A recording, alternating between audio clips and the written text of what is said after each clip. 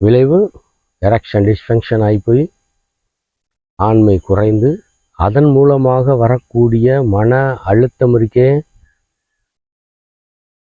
அந்தந்த வயசுக்கு உரிய ஆனந்தத்தை அனுபவிக்கலை அப்படின்னா எத்தனை ஜென்மம் எடுத்தாலும் ரொம்ப பரிதாபமாக நம்மளை தெரிய வச்சிரும் இயற்கை.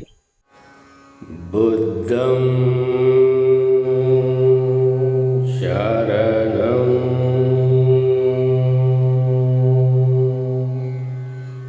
கச்சாமி.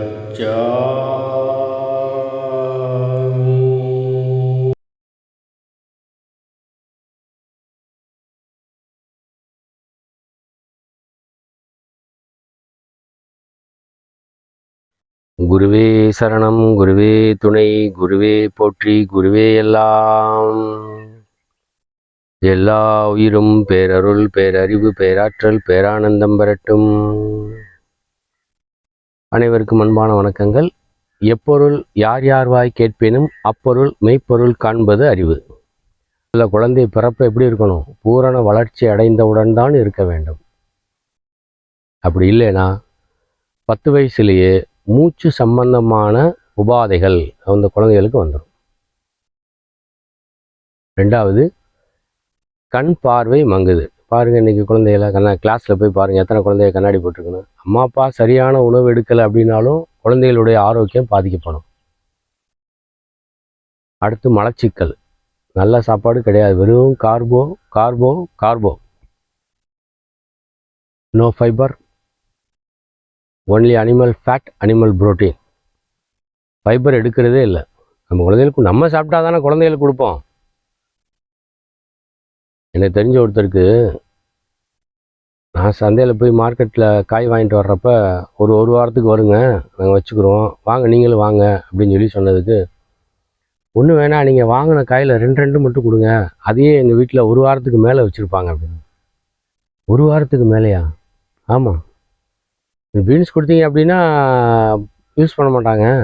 ஒரு பீன்ஸ், நான் 5 பீன்ஸ் கொடுத்தீங்கன்னா 1 பீன்ஸ் எடுத்து அன்றைக்கி கட் பண்ணி போட்டுட்டு 4 பீன்ஸ் வந்து கொஞ்ச நாள் கழிச்சு எடுக்கிறேன்னு சொல்லி அதை பழுக்க வச்சு அல்லது காற்றா ஆக வச்சு கீழே தான் போடுவாங்க. அதனால் அங்கே காய் வாங்குறதே இல்லை. என்னைக்காச்சும் ஒரு நாள் அந்த வீட்டுக்கு முன்னாடி இருக்க கடையில் போய் சும்மா பேருக்கு 2 காய், இந்த இதில் 2 அதில் 2 அதில் 2 வாங்கிட்டு வந்து சமையல். அதுவும் 4 நாளைக்கு வருமா. அந்த வீட்டில் இருக்க எல்லாருக்கும் சுகர். புரிஞ்சுக்கிறோம்.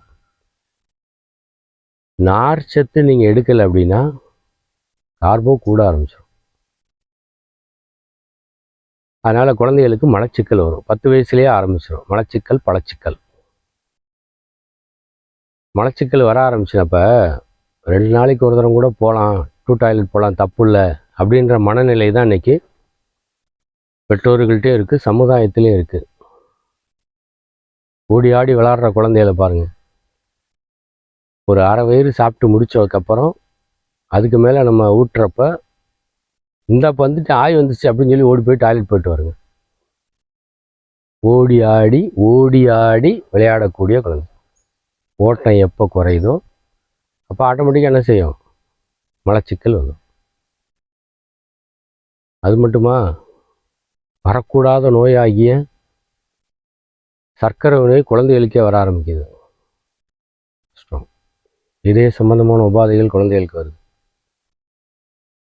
இதெல்லாம் என்ன? உடலில் உள்ள 9 மண்டலங்களையும் பலப்படுத்தக்கூடிய நம் முன்னோர்கள் காட்டிய யோக பாதைக்குள் செல்லாததே. இதெல்லாம் சரி பண்ண முடியுமா? உறுதியாக சரி பண்ண முடியும். ஒரு ஊசி மாத்திரை மருந்து சாப்பிடாமலே நம்மால் வாழ முடியும். நோய் என்பது இந்த உடலுக்கு வரவே செய்யாது.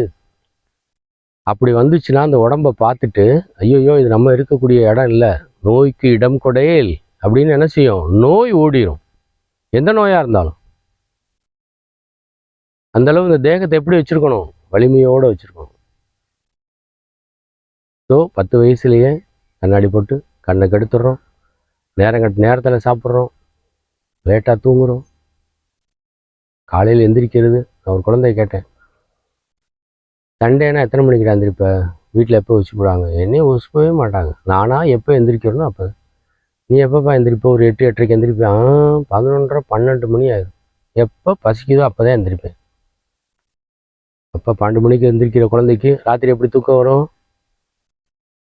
வாழ்க்கை முறை, மனநிலை, உணவு முறை, பயிற்சி முறை அனைத்தையும் மாற்றணும். ரைட்டு. 20 வயது 15லேருந்தே பிரச்சனையெல்லாம் ஸ்டார்ட், மனநோயெல்லாம் 15லேயே ஸ்டார்ட் ஆகுன்றாங்க. எனக்கு தெரிஞ்சு 12 வயதிலேயே குழந்தைகளுக்கு மன அழுத்தம் சம்பந்தமான உபாதைகள் வர ஆரம்பிச்சிருது. அது படிப்போ, மற்ற விஷயங்களோ, குடும்பத்தில் இருக்கக்கூடிய பிரச்சனைகளோ அல்லது பொருளாதாரமோ ஏதோ ஒன்று 12 வயசுல ஸ்டார்ட் ஆகும் நான் பார்த்த வரைக்கும்.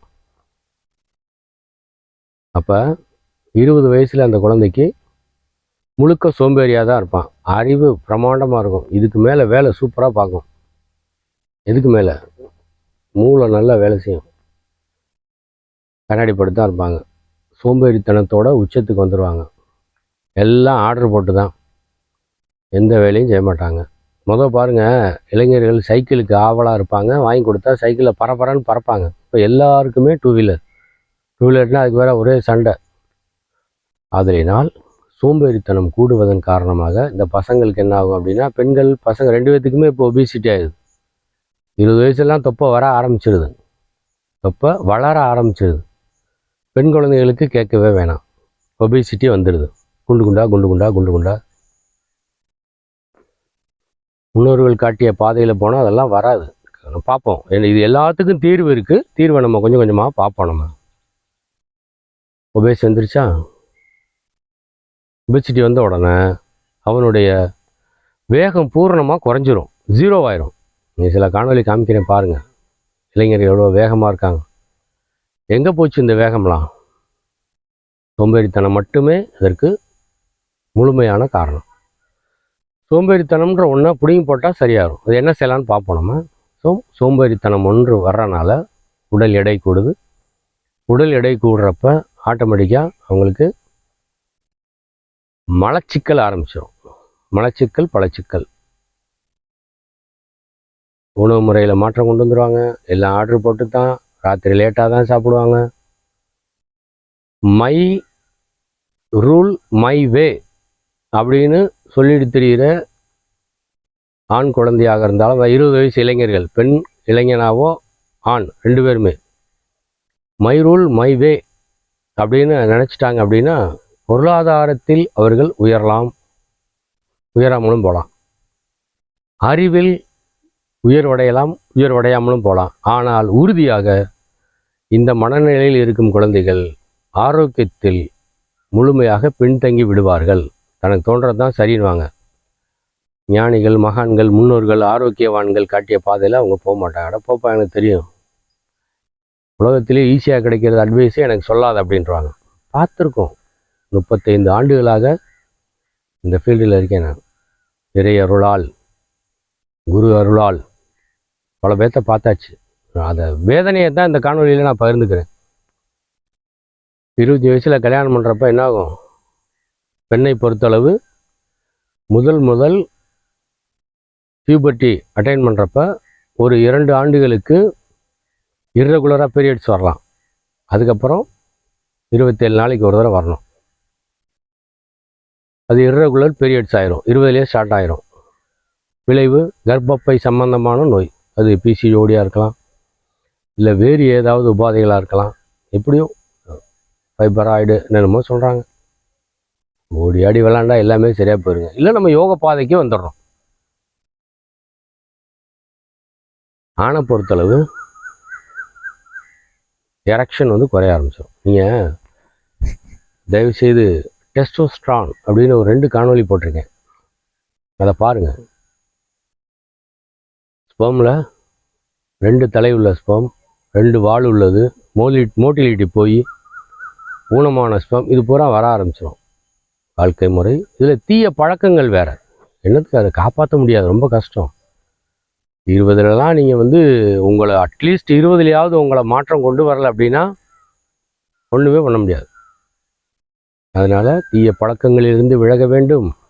யோகா பண்ணிட்டீங்க அப்படின்னா நீங்கள் மாறிடுவீங்க. நீங்கள் ஒரு ஜிம்முக்கு போகிற பையனோ அல்லது கிரவுண்டுக்கு போகிற பையனோ தீய தண்ணி அடிக்கிறதுக்கோ சிகரெட்டு குடிக்கிறதுக்கோ விரும்ப மாட்டான்.